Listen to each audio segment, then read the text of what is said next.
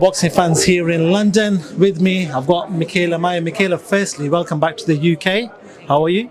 I'm doing well. I got my tea. I'm not a tea person. I'm really not. I'm like definitely a hardcore coffee person. But something about tea in the UK is like, oh, it's so good. I just drink it all day long. You're getting with the culture, so we appreciate that. We like that. Let's talk about why you're here. You're here for business on Saturday night. Christina Linardatou, somebody that people watch female fighting, they know she's been in with a former opponent of yours, but forget that, put that aside. An opponent itself, very, very highly ranked. Talk to me about her. That's what I wanted for this next step. You know, it's interesting coming off a loss when I don't feel like I need to take a step back in my career at all. You know, if anything, I should be taking a huge step forward.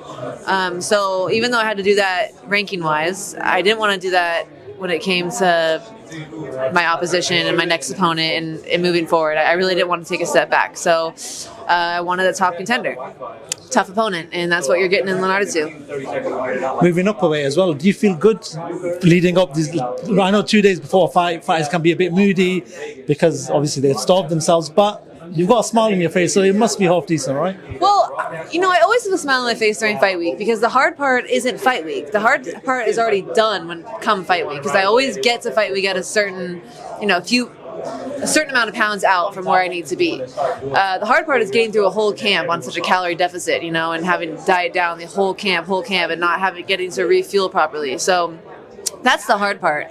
But 5 pounds is a lot, but I'm still cutting. I walk around in my 50s, so I definitely still had to cut, but I do feel like I was able to put on more muscle during camp and hold on to the muscle instead of having to cut down and cut the muscle. So I feel really good. It's definitely belong at 135. I see myself in the future at 140. So yeah, definitely a good move for me.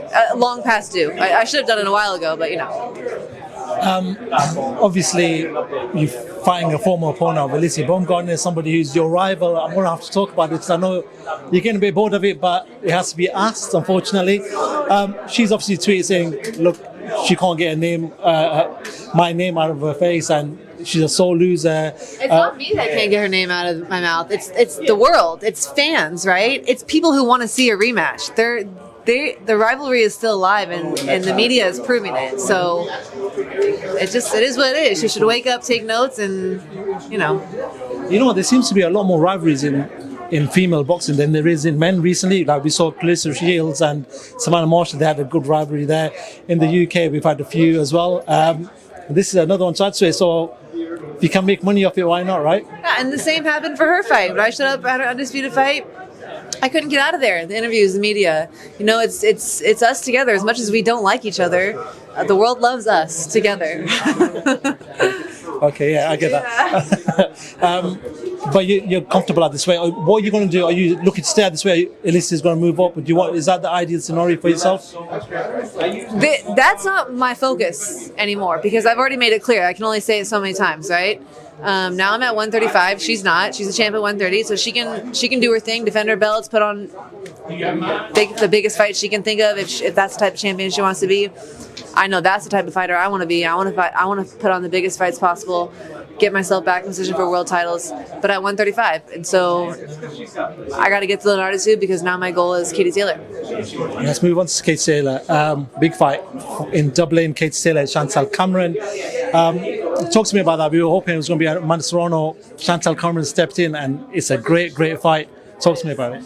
Yeah, I'm happy for Chantelle. I'm happy that she got that opportunity. I know it's something that she's wanted and been told that she was going to get for a really long time. So I'm glad it's finally happening. That's a fight that you can't really just automatically pick a winner. You don't exactly know how that fight will play out for sure. We'll see. I think they're both really skilled and talented and have a ton of the same amateur pedigree. So we'll see. I'm going to be a fan of that fight. Well, I don't know who's going to come out on top. Obviously, you moved to this division. Your eyes are set on the number one of the division. So that's got to be Katie Taylor. Is that something that you're targeting at some point very soon after this fight?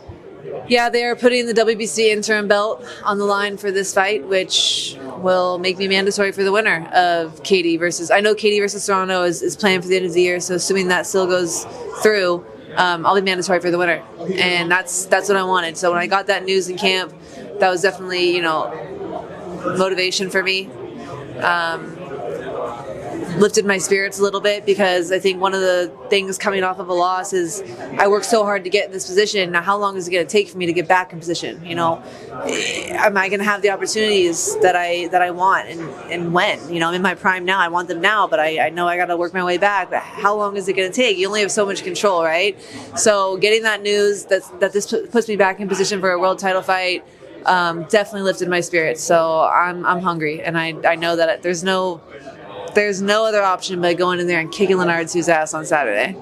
Final two for myself. Big fight next weekend in the US in Vegas. Tank versus Ryan Garcia. Big fight. I think everyone that I talked to has a smile on their face, but they're finding it very hard to pick a winner. In your eyes, what happens on April 22nd in Vegas? Great fight. Big fan of both of them. I think they both bring a lot of different skills to the table. So we're going to see who uses their skills the best, right? Ryan Garcia, tall, long, lean.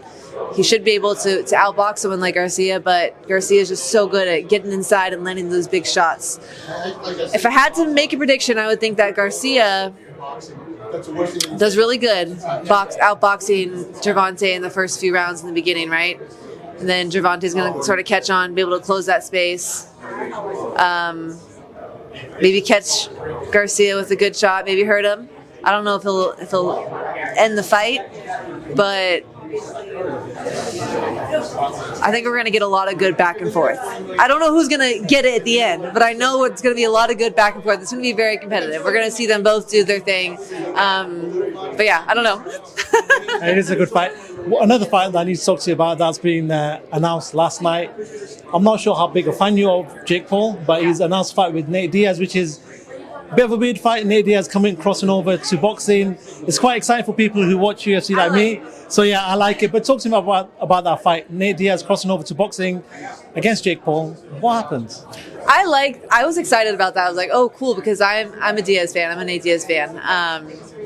I think he has good boxing skills. You know, I think that was where he started, is boxing. Yeah, definitely like a love for him. So I know he loves the boxing world. I think he has way more experience than Jake Paul, and I think I've heard from people like Andre Ward that the Diaz brothers have a very odd punching variety. Like they punch from all different angles, very awkward, not something that's traditional, so it's hard to train for. So I mean, I gotta pick Nate for that. And I have nothing against Jake Paul. You know, he's doing his thing. You can't hate on anyone's hustle. He's doing his thing, living his life. I wish him the best, but I gotta go with Nate for this one. Well, before I let you go, just a message for your fans. But Mel, your PR woman here was saying, listen, you've got a bit of a British accent. And we want to hear it. The people from the UK want to hear it. So the fans in the UK don't want to hear that British accent. Just saying it. I'm going to give you the mic. You can leave a message for it. Hello, everybody. Thank you very much for all the support. Please tune in this Saturday night. I'm going to give you an awesome fight. Mayer versus Linardatou. BT Sports. Don't miss it. If you're Team Mikaela, you better wear your white. Dress in white. Team Mikaela. Thank you very much for talking to Pro Box fans. I appreciate that.